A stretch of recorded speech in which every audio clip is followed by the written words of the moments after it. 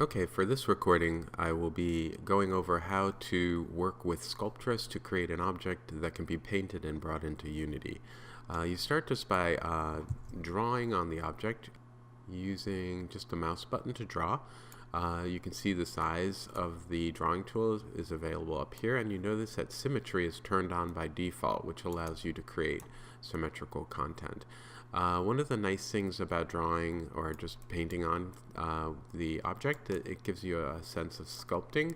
You can change your strength by increasing it, and you'll get taller and taller like objects. You can kind of see I can make something going out, and you've got a ton of drawing tools up here. One of the nice things that you can do is add the clay feature up here, and that allows you to add on as if you're adding on like putting on clay, so it feels a lot more like what you're used to if you're used to working with clay. As you can see, I'll change the size to make it bigger, and you can kind of see I'm just kind of adding to the element here. One thing you can do as well is you can hold the shift key down, and that'll smooth out areas, so that if you've got some areas that are a little too bumpy or whatever, holding the shift key down smooths those areas out and makes them softer. And holding the option key down does the opposite of whatever your tool normally does. So with clay, you're usually adding to the element, but by holding the option key down, you're subtracting, as you can kind of see here. I've got some issues going on here, so I'll just see if I can get rid of those. So anyway, you keep working in symmetry until you're pretty happy with the results. Then my suggestion would be to turn symmetry off by just clicking the symmetry button. Of course, once you do this, it says it's a one-way operation because you can't turn that symmetry back on without ruining the model. With that, you can then add features that are not symmetrical to the model. So for instance, I'll just change the size, and if I wanted to add like a little bump on the head on this left side, you can see it's not being added to the right side. If you're happy with everything, while you're doing this, make sure you're saving continuously. So I'm just going to save this as test head and continue working. Once you're ready to start painting the model because you're happy with what you've got, you're going to save it one last time because you don't want it to crash, because it will. And I'm just going to replace the same thing, and then you click on the paint button.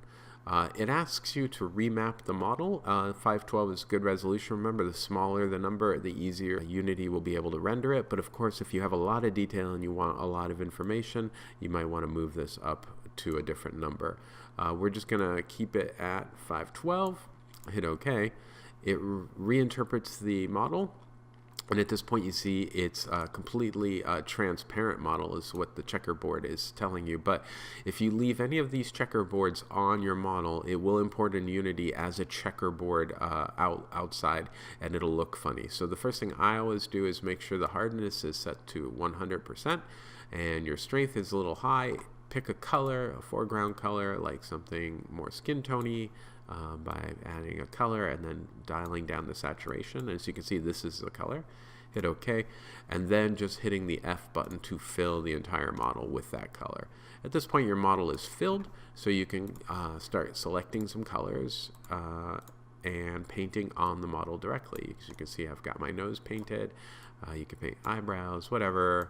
And just moving around the same way you sculpted allows you to paint. You can switch your paint colors out.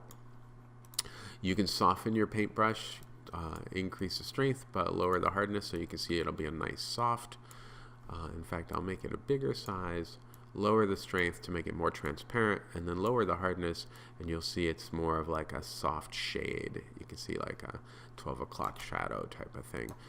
Let's increase the hardness, and you can see how that works. And increase the shade. So you can kind of see it's a nice soft brush, almost like we're adding spray paint. Once you're happy with what you've got painted, obviously I'm not super happy with this, but we're going to move on. You're going to do two things.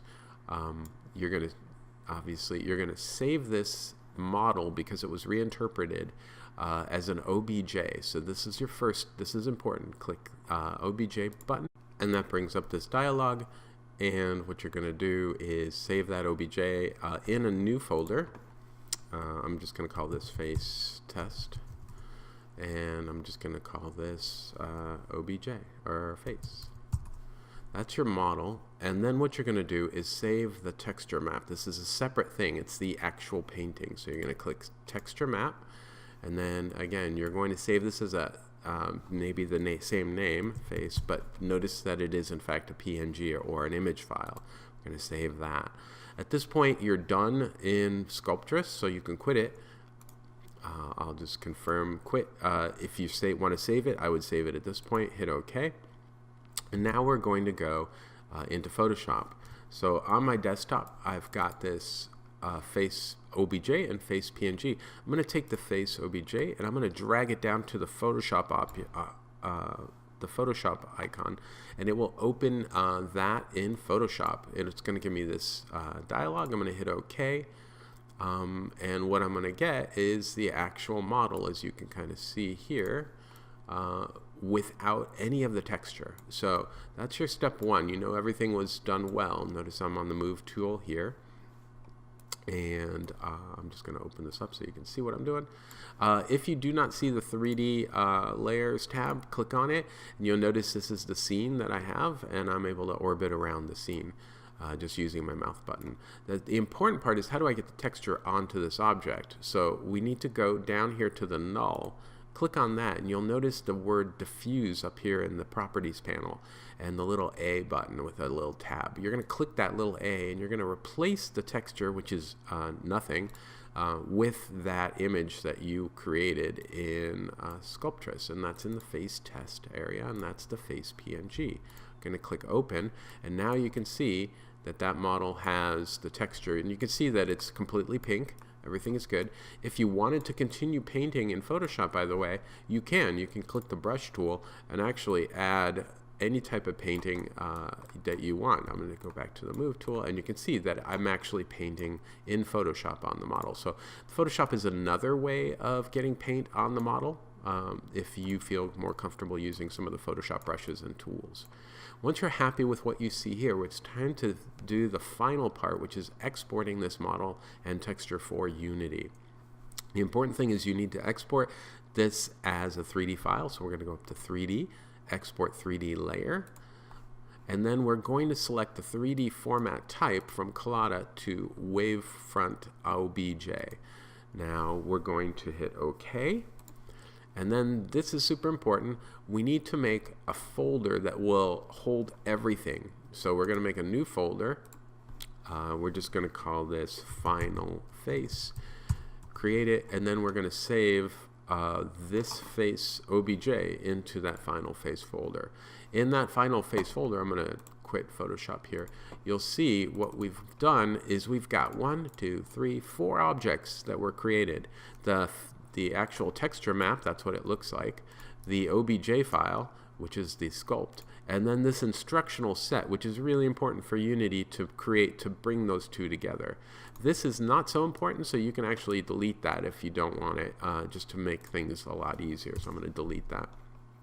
So what you're going to bring into Unity is a folder, and that's going to bring in all 3 objects. So I'm going to go to Unity right here, and you can kind of see it right here, and I'm going to physically drag in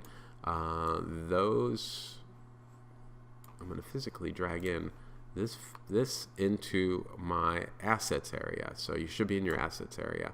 Once you do that, you'll notice you're going to get the folder. It's going to say it's importing, and here is the Final Face folder, and when you double click that, you'll see in fact here is your face. And if I bring it into my world here and scale it, you can kind of see that in fact it does have all the features, and it is painted correctly, and the Photoshop plus the everything else got painted as well. And that's how you do it.